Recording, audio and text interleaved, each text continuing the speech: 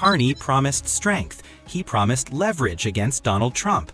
Instead, what Canadians see is a prime minister exposed and outmatched. Trump has pushed tariffs across steel, aluminum, autos, and even farm exports. And while Mexico found a way to adapt, Canada has stumbled. Conservative leader Pierre Poilievre summed it up bluntly. Mr. Carney has unfortunately negotiated out of a position of weakness. That weakness has real consequences: lost jobs, higher prices, and a shrinking economy. Carney's central pledge was clear. He would deliver dollar-for-dollar tariffs to show toughness against Trump. Instead, he retreated. What you never do is threaten something and then withdraw the threat without getting anything in return. And he's back down on dollar-for-dollar tariffs, on the the digital services tax, on military spending, on all sorts of other things that he promised to Canadians and threatened to President Trump. Yet that is exactly what happened. Mexico, by comparison, avoided counter-tariffs, stabilized relations, and grew its exports to the U.S. by 2.4%. Canada, under Carney, saw exports collapse by 18% in the same period. Mexican unemployment is a third of Canada's, while our jobless rate sits at a punishing 7.1%. Carney's hesitation has emboldened both Trump and Beijing. Canadian farmers and fishers now face steeper barriers on both fronts. The trade war didn't weaken Trump, it weakened Canada. Bold reality. Carney once boasted he would have a deal with Trump by July 21st. That date came and went with no breakthrough. Instead, the Prime Minister has made one concession after another, on tariffs, on the digital services tax, even on military spending. Each retreat sends the same signal: weakness. And as Poilievre put it, the president smells weakness. At home, the damage is even clearer. Carney doubled the deficit in just 6 months, unleashing what Poilievre called printed cash, causing inflation in every other area of life. Food prices are surging at rates 70% above the Bank of Canada's target. Visits to Toronto food banks have exploded, 4 million this year alone. Meanwhile, 86,000 Canadians have lost their jobs since Carney took office. The so-called liberal jobs crisis is forcing families to choose between rent and groceries while their government spends recklessly. Ottawa has boosted spending on consultants by 37%, costing $1,400 per family. Bureaucracy costs have soared, foreign aid has increased, and corporate welfare continues to thrive. So, why would the trade dispute have required he increase spending on consultants by 37%? The answer? It didn't. These were choices Carney made, and Canadians are paying the price. Even worse, Carney promised restraint. He promised less bureaucracy, more efficiency, and balanced books. Instead, deficits are ballooning faster than under Trudeau. Canadian business leaders have said flat out that Mark Carney's regulations and red tape are actually more damaging to the economy, even more damaging than Donald Trump's policies. For workers, that means layoffs. For families, it means higher bills. And for investors, it means Canada is no longer competitive. The exodus of capital, $50 billion in 6 months, the worst in our history, is proof of that failure. Carney's supporters highlight Bill C-5 as proof that Ottawa is cutting red tape, but the reality is far different. Major projects remain stalled, 38 at the federal level, and capital continues to flee south. Even Canadian energy giant Enbridge has shifted billions into U.S. pipelines, creating jobs for American workers instead of Canadian ones. Business leaders warn that Ottawa's regulatory burden has become more damaging than Trump's tariffs. While officials insist Canada is resilient, the numbers tell a harsher truth. Growth has flatlined, unemployment is climbing, and the dollar keeps weakening. Mexico, by adapting quickly, has surged ahead, leaving Canada further behind. Carney once promised the fastest growing economy in the G7, but today Canada faces the opposite trajectory, an economy shrinking at record speed.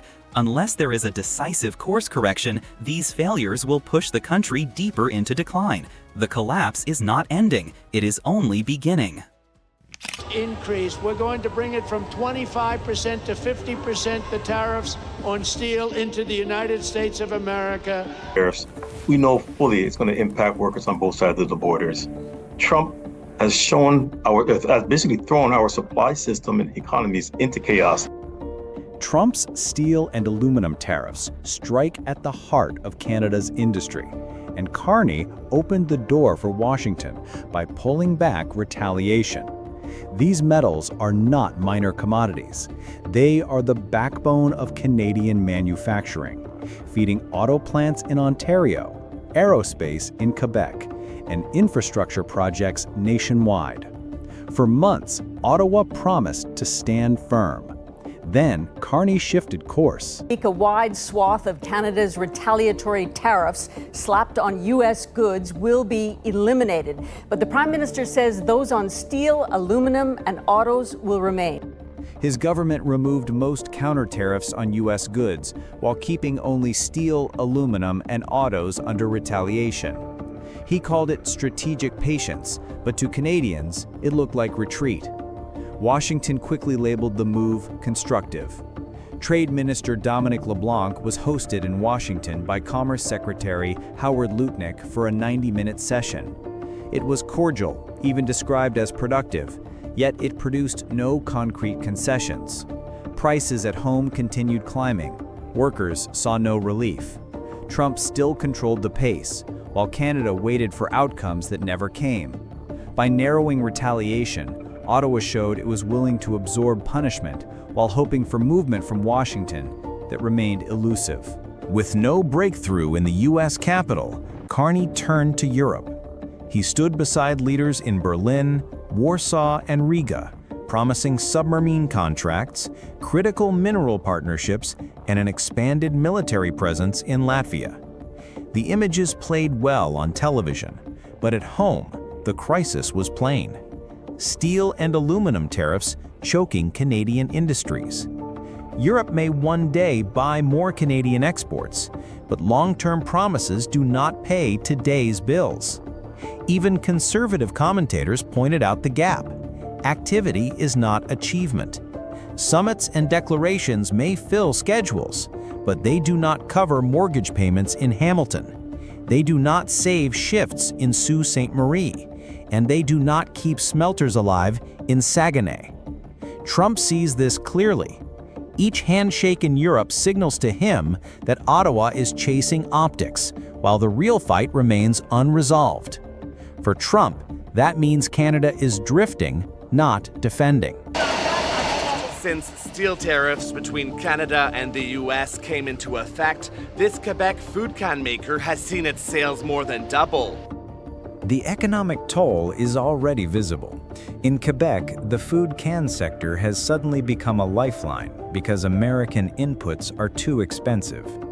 A new plant in Windsor is expected to create more than 100 jobs and produce 1.2 billion cans a year by 2028.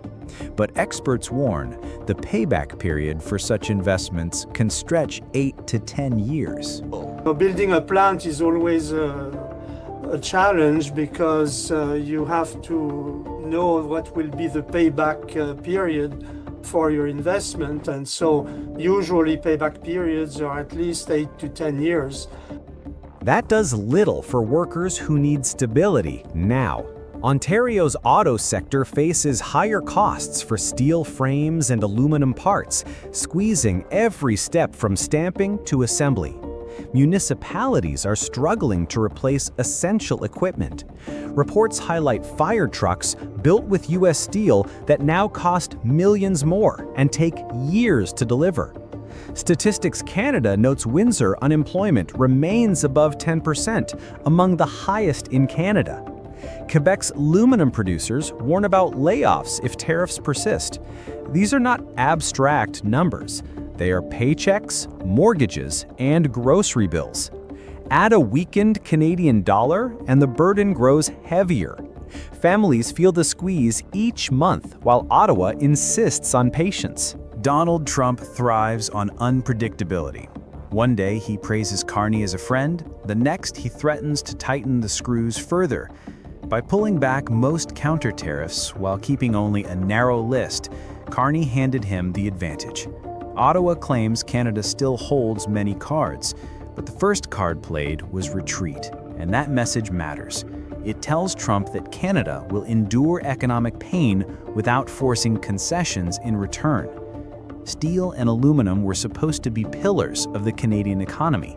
Instead, they remain in the crosshairs, bleeding under tariffs, while Carney preaches strategic patience. The result is higher costs, anxious workers, and industries in limbo. Trump can already claim victory without lifting a finger. For Canadians, that means heavier bills, fewer jobs, and more uncertainty.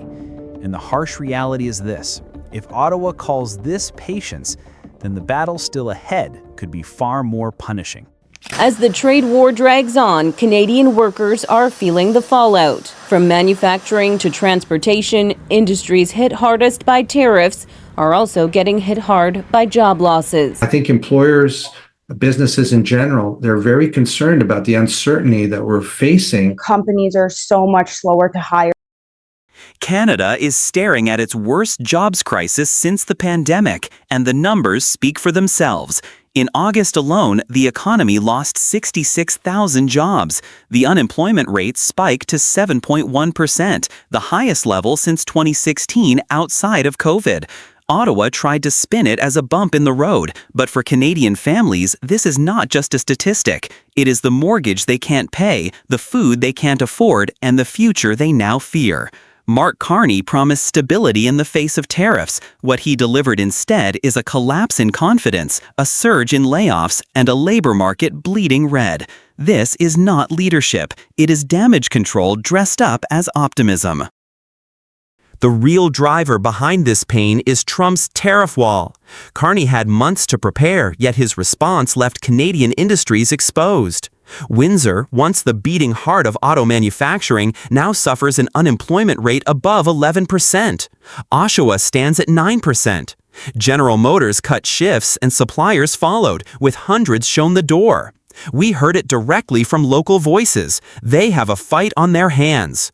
That anger is real because the consequences are immediate. And it is not just autos. In Amherstburg, the Crown Royal bottling plant, nearly a century old, will shut its doors, leaving 160 people jobless. Generations worked there, and now that heritage is gone. The company calls it streamlining and shifting bottling closer to U.S. consumers. Translation: Canada loses again. Carney had no leverage to stop it, no plan to keep those jobs on Canadian soil. When the supply chain moves south, the tax base shrinks, small businesses suffer, and the town center goes quiet. The crisis goes beyond cars and whiskey. Technical services, education, even sectors far removed from steel and tariffs are cutting staff. Employers are freezing hiring, choosing only the rarest candidates, while skilled trades workers flood recruiters with desperate calls. Recruiters say it plainly: companies are slower, pickier, colder. Communities are hollowing out. Amherstburg's mayor warns the town could become a bedroom community, a place where residents sleep but no longer work. That is how decline looks on the ground: empty shifts, empty storefronts, empty optimism. Carney touts diversification, special incentives, and patient strategy. But waiting does not pay the bills. Press releases do not reopen plants. If the policy can't anchor production through a tariff storm, it isn't strategy, it's surrender. And every week of drift deepens the scarring. Apprentices leave the trades, families move out, and the next investment skips Canada altogether.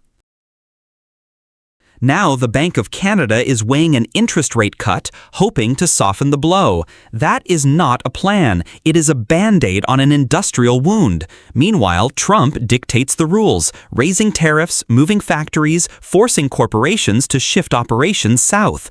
Carney reacts, always one step behind, never setting the tempo. Canada's workers pay the price. Families in Windsor, Oshawa, and Amherstburg know exactly what Carney's leadership means: layoffs, lost income, fading communities. Even the U.S. is wobbling, just 22,000 jobs added last month, yet Ottawa still cannot find leverage or certainty. The truth is inescapable. Tariffs may start in Washington, but the collapse is happening in Canada. If Ottawa keeps confusing strategic patience with passivity, the backfire will grow. Interest rate cuts cannot rebuild factories. Only hard results can. Until Carney stops praising stability and starts delivering it, this will not be the bottom. It will be the warning siren before the next wave of job losses. We won't just manage through this crisis. We will prosper from it. We're focusing on our government's mission to make housing more affordable for all Canadians. Mark Carney stepped onto the stage with a promise that sounded larger than life. 13 billion Canadian dollars for a brand new federal agency called Build Canada Homes. His words painted a picture of a national mobilization, of homes built faster, cheaper, and smarter. He spoke of modular housing, public land, and private capital rushing in to save the day. For a moment, it sounded like Canada had finally cracked the code to the housing crisis, but the cracks appeared almost immediately. Critics called it another layer of bureaucracy. Economists warned about ballooning deficits. Families saw headlines about grand plans while their rent checks kept climbing. Carney sold ambition, but what he delivered was uncertainty. Instead of stability, Canadians got the uneasy feeling that Ottawa had bet the future on another experiment. The timing could not be worse. On the other side of the border, Donald Trump doubled down on tariffs, keeping Canada's softwood lumber under punishing duties. American builders complained that tariffs raised costs, but Carney looked at the same landscape and believed it could be turned into Canada's advantage. He pushed a Buy Canadian strategy, tying Build Canada homes to domestic steel, lumber, and aluminum. The theory was simple. If the U.S. raised barriers, Canada would build inward. The reality was harsh. Canadian mills still faced disrupted exports, fluctuating prices, and shortages in everything from prefab windows to engineered timber. Instead of lowering costs, Carney's policy left Canadian projects vulnerable to the same inflationary pressures haunting American builders. Worse still, his promise of turning tariffs into leverage sounded bold in speeches, but fell flat in practice, leaving industries skeptical and households bracing for disappointment. The promise of affordability rang hollow. In Toronto and Vancouver, saving for a down payment still takes years longer than before. Across the country, nearly half of households spend more than 30% of their income on housing. Many stretch to 40 or even 50%. Carney claimed his program would double construction speed and flood the market with new supply, yet permits remain clogged, local opposition slows projects, and the cost of borrowing squeezes developers before a shovel hits the ground. For young Canadians, Build Canada Homes is just another headline, not a home they can move into. For renters, the Canada Rental Protection Fund sounds impressive, but it cannot offset the rising tide of rent hikes. Small landlords face confusion, builders see little clarity, and tenants watch as the gap between promise and reality grows wider. What was billed as a lifeline feels more like a mirage. Families remain locked out, waiting for results that never arrive. Two countries, two strategies, and neither without pain.